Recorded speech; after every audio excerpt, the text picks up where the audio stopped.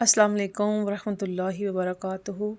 رب اشرح لی صدری ویسر لی امری واحلل عقدۃ من لسانی یفقہوا قولی رب زدنی علما۔ اللہم صلی علی محمد النبی الامی وعلی آلہ وسلم تسلیما۔ سورۃ النحل آیت نمبر 45۔ اعوذ باللہ من الشیطان الرجیم، بسم اللہ الرحمن الرحیم۔ اللہ کے نام سے شروع جو نہایت مہربان ہمیشہ رحم فرمانے والا ہے۔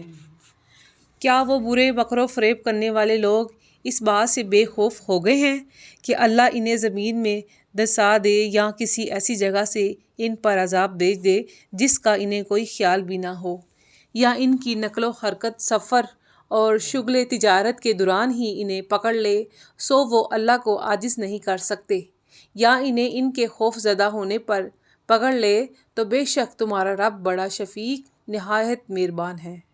کیا انہوں نے ان سایہ دار چیزوں کی طرف نہیں دیکھا جو اللہ نے پیدا فرمائی ہیں کہ ان کے سائے دائیں اور بائیں اطراف سے اللہ کے لیے سجدہ کرتے ہوئے پھرتے رہتے ہیں، اور وہ در حقیقت اطاعت و عاجزی کا اظہار کرتے ہیں، اور جو کچھ آسمانوں میں اور جو کچھ زمین میں ہے جملہ جاندار اور فرشتے اللہ ہی کو سجدہ کرتے ہیں، اور وہ ذرا بھی غرور و تکبر نہیں کرتے۔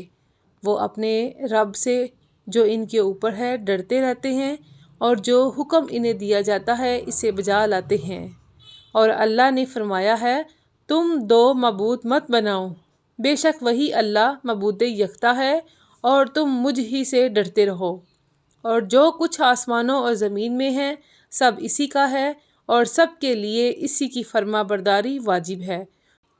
تو کیا تم غیر از خدا کسی سے ڈرتے ہو؟ اور تمہیں جو نعمت بھی حاصل ہے سو وہ اللہ ہی کی جانب سے ہے۔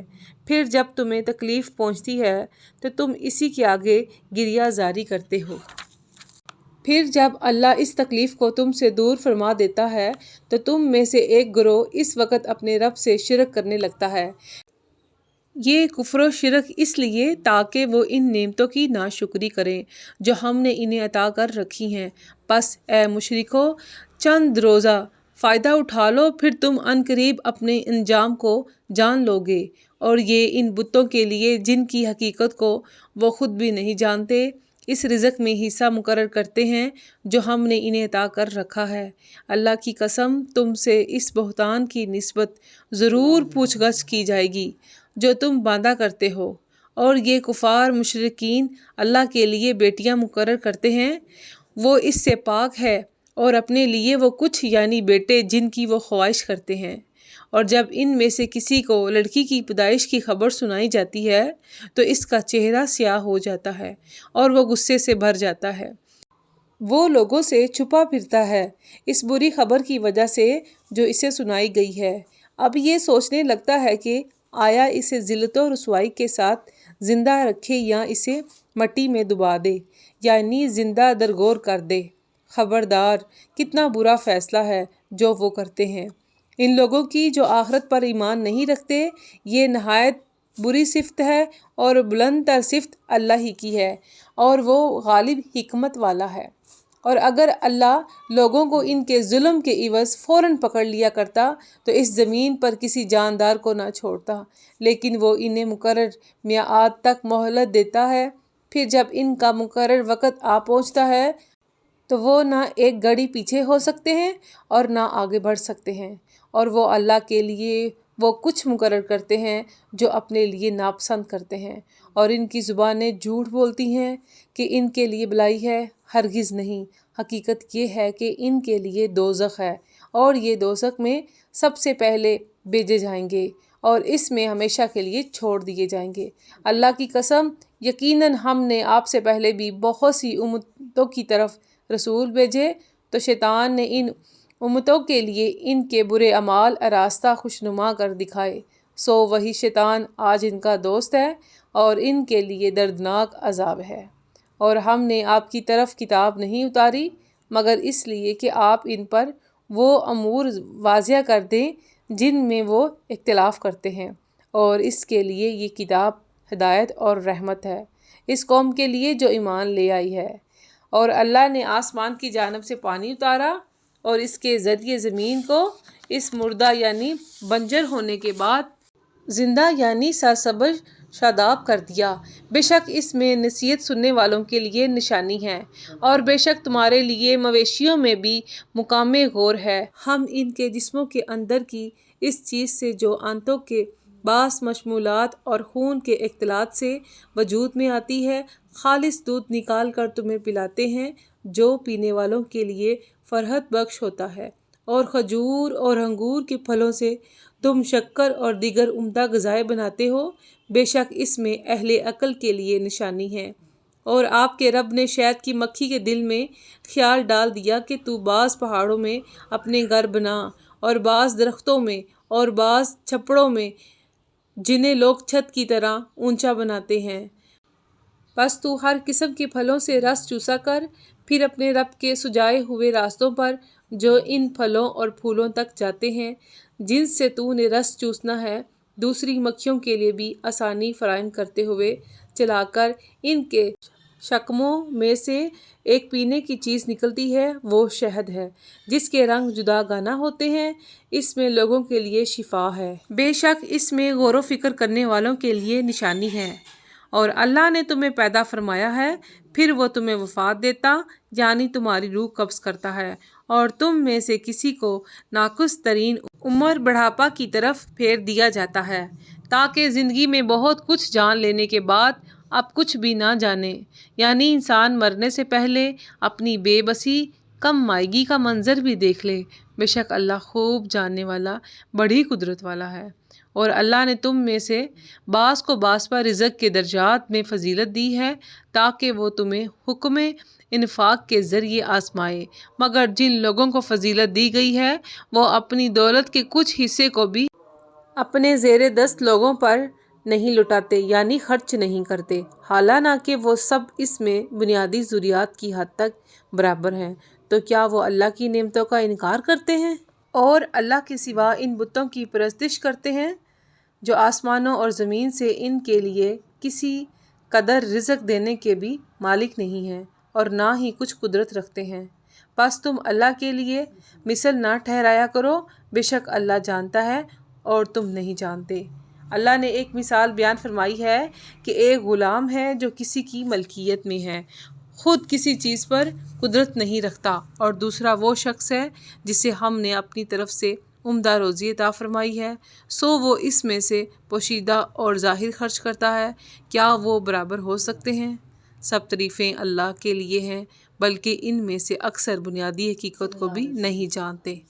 اور اللہ نے دو ایسے آدمیوں کی مثال بیان فرمائی ہے جن میں سے ایک گونگا ہے، وہ کسی چیز پر قدرت نہیں رکھتا اور وہ اپنے مالک پر بوجھ ہے، وہ مالک اسے جدھر بھی بیچتا ہے کوئی بلائی لے کر نہیں آتا۔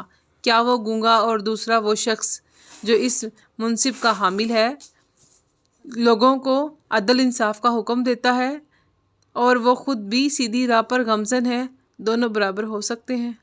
اور آسمان اور زمین کا سب غیب اللہ ہی کے لیے ہے، اور قیامت کے بیپا ہونے کا واقعہ اس قدر تیزی سے ہوگا جیسے آنکھ کا جھپکنا یا اس سے بھی تیز تر۔ بے شک اللہ ہر چیز پر بڑا قادر ہے۔ اور اللہ نے تمہیں تمہاری ماؤں کے پیٹ سے اس حالت میں باہر نکالا کہ تم کچھ نہ جانتے تھے، اور اس نے تمہارے لیے کان اور آنکھیں اور دل بنائے تاکہ تم شکر بجا لاؤ۔ کیا انہوں نے پرندوں کو نہیں دیکھا جو آسمان کی ہوا میں قانون حرکت پرواز کے پابند ہو کر اڑتے رہتے ہیں؟ انہیں اللہ کے قانون کے سوا کوئی چیز تھامے ہوئے نہیں ہے۔ بے شک اس پرواز کے اصول میں ایمان والوں کے لیے نشانیاں ہیں۔ اور اللہ نے تمہارے لیے تمہارے گھروں کو مستقل سکونت کی جگہ بنایا، اور تمہارے لیے چوپایوں کی کھالوں سے عارضی گھر یعنی خیمے بنائے جنہیں تم اپنے سفر کے وقت اور دوران سفر منزلوں پر اپنے ٹھہرانے کے وقت ہلکا پھلکا پاتے ہو۔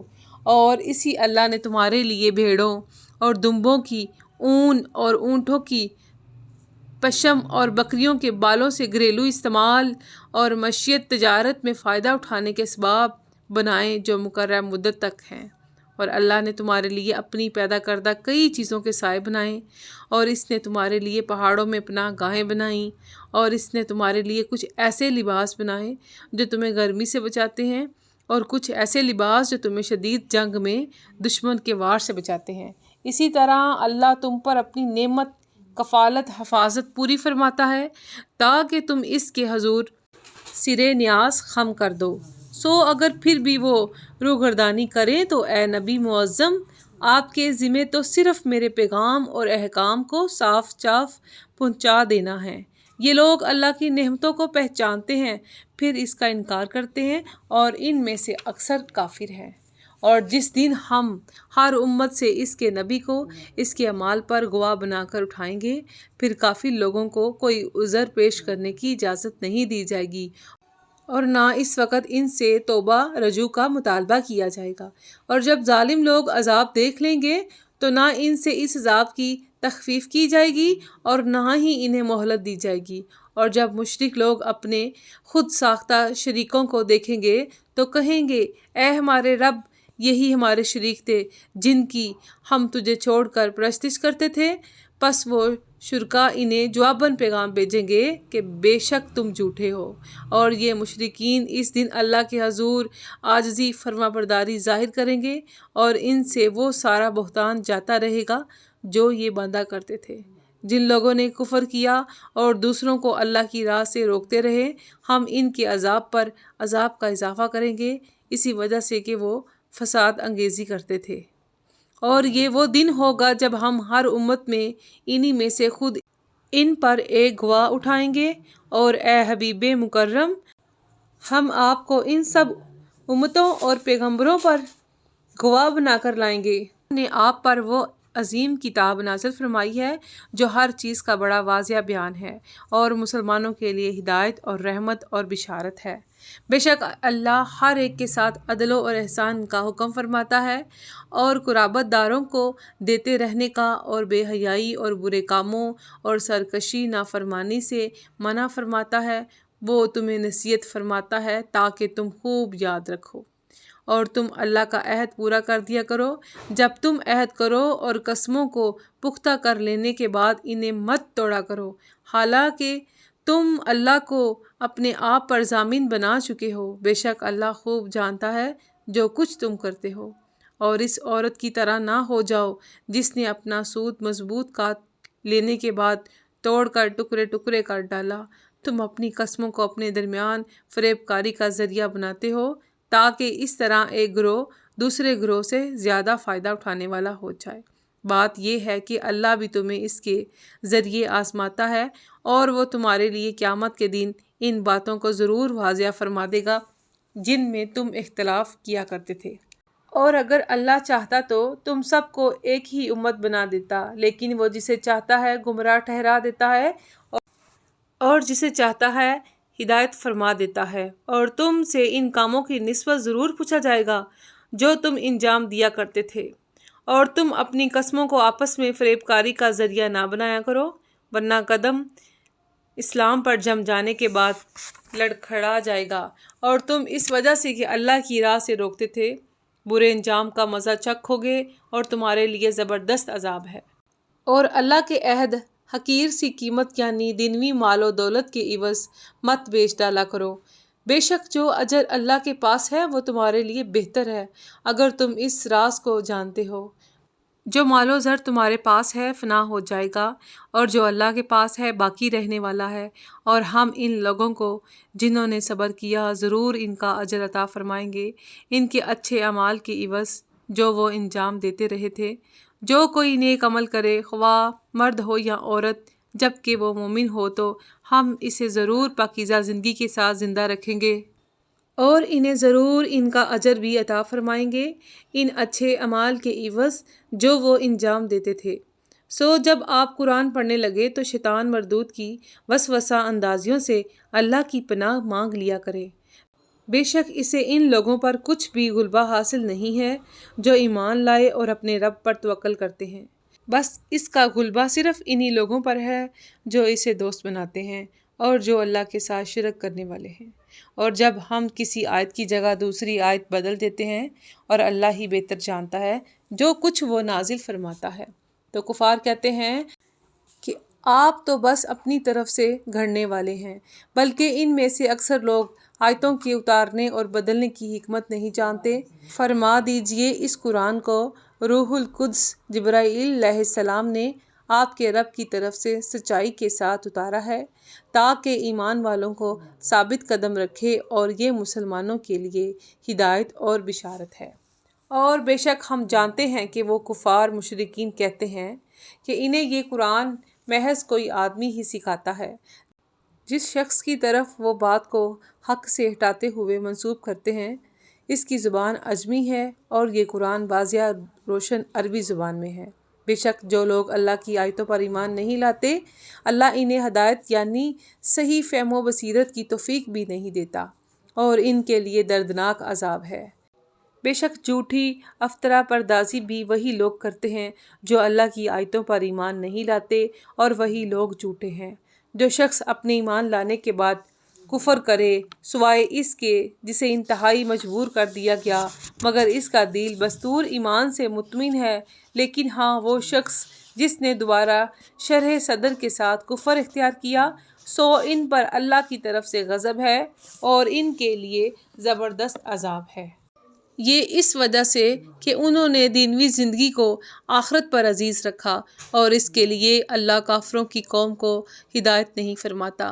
یہ وہ لوگ ہیں کہ اللہ نے ان کے دلوں پر اور ان کے کانوں پر اور ان کی آنکھوں پر مہر لگا دی ہے، اور یہی لوگ ہی آخرت کے انجام سے غافل ہیں۔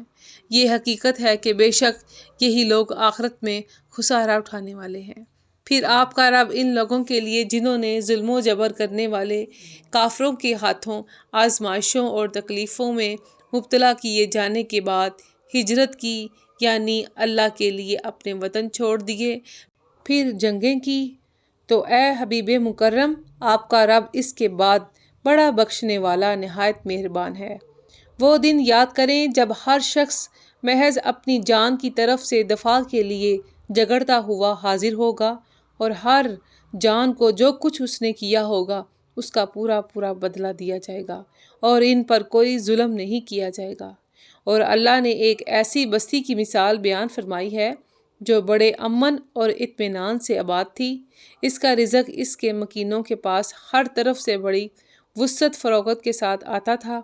پھر اس بستی والوں نے اللہ کی نعمتوں کی ناشکری کی تو اللہ نے اسے بھوک اور خوف کے عذاب کا لباس پہنا دیا ان اعمال کے سبب سے جو وہ کرتے تھے، اور بے شک ان کے پاس انہی میں سے ایک رسول آیا تو انہوں نے اسے جھٹلایا، پس انہیں عذاب نے آ پکڑا اور وہ ظالم ہی تھے۔ پس جو حلال اور پاکیزہ رزق تمہیں اللہ نے بخشا ہے تم اس میں سے کھایا کرو، اور اللہ کی نعمت کا شکر بجا لاتے رہو اگر تم اس کی عبادت کرتے ہو۔ اس نے تم پر صرف مردار اور خون اور خنزیر کا گوشت اور وہ جانور جس پر ذبح کرتے وقت غیر اللہ کا نام پکارا گیا ہو حرام کیا ہے۔ پھر جو شخص حالت اضطرار یعنی انتہائی مجبوری کی حالت میں ہو، نہ طلب لذت میں احکام الہی سے سرکشی کرنے والا ہو اور نہ مجبوری کی حد سے تجاوز کرنے والا ہو، تو بے شک اللہ بڑا بخشنے والا نہایت مہربان ہے۔ اور وہ جھوٹ مت کہا کرو جو تمہاری زبانیں بیان کرتی رہتی ہیں کہ یہ حلال ہے اور یہ حرام ہے، اس طرح کہ تم اللہ پر جھوٹا بہتان باندھو۔ بے شک جو لوگ اللہ پر جھوٹا بہتان باندھتے ہیں وہ کبھی فلاح نہیں پائیں گے، فائدہ تھوڑا ہے مگر ان کے لیے عذاب بڑا دردناک ہے۔ اور یہود پر ہم نے وہی چیزیں حرام کی تھیں جو ہم پہلے آپ سے بیان کر چکے ہیں، اور ہم نے ان پر ظلم نہیں کیا تھا لیکن وہ خود اپنی جانوں پر ظلم کیا کرتے تھے۔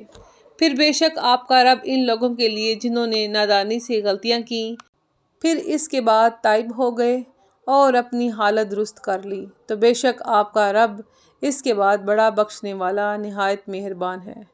بے شک ابراہیم علیہ السلام تنہا ذات میں ایک امت تھے، اللہ کے بڑے فرما بردار تھے، ہر باطل سے کنارہ کش، صرف اسی کی طرف یکسو تھے اور مشرکوں میں سے نہ تھے۔ اس اللہ کی نعمتوں پر شاکر تھے۔ اللہ نے انہیں چن کر اپنی بارگاہ میں خاص برگزیدہ بنا لیا اور انہیں سیدھی راہ کی طرف ہدایت فرما دی، اور ہم نے اسے دنیا میں بھی بھلائی عطا فرمائی، اور بے شک وہ آخرت میں بھی صالحین میں سے ہوں گے۔ پھر اے حبیب مکرم، ہم نے آپ کی طرف وحی بھیجی کہ آپ ابراہیم علیہ السلام کے دین کی پیروی کریں جو ہر باطل سے جدا تھے اور وہ مشرکوں میں سے نہ تھے۔ ہفتے کا دن صرف انہی لوگوں پر مقرر کیا گیا تھا جنہوں نے اس میں اختلاف کیا، اور بے شک آپ کا رب قیامت کے دن ان کے درمیان ان باتوں کا فیصلہ فرما دے گا جن میں وہ اختلاف کیا کرتے تھے۔ اے رسول معظم، آپ اپنے رب کی راہ کی طرف حکمت اور عمدہ نصیحت کے ساتھ بلائیے، اور ان سے بحث بھی ایسے انداز سے کیجیے جو نہایت حسین ہو۔ بے شک آپ کا رب اس شخص کو بھی خوب جانتا ہے جو اس کی راہ سے بھٹک گیا، اور وہ ہدایت یافتہ لوگوں کو بھی خوب جانتا ہے۔ اور اگر تم سزا دینا چاہو تو اتنی ہی سزا دو جس قدر تکلیف تمہیں دی گئی تھی، اور اگر تم صبر کرو تو یقیناً وہ صبر کرنے والوں کے لیے بہتر ہے۔ اے حبیب مکرم، صبر کیجئے، اور آپ کا صبر کرنا اللہ ہی کے ساتھ ہے، اور آپ ان کی سرکشی پر رنجیدہ خاطر نہ ہوا کریں، اور آپ ان کی فریب کاریوں سے اپنے کشادہ سینے میں تنگی بھی محسوس نہ کیا کریں۔ بے شک اللہ ان لوگوں کو اپنی معیت خاص سے نوازتا ہے جو صاحبان تقوی ہوں، اور وہ لوگ جو صاحبان احسان بھی ہوں۔ آمنت باللہ، صدق اللہ العظیم۔ اللہم صلی علی محمد النبی الأمی وعلی آلہ وسلم تسلیما۔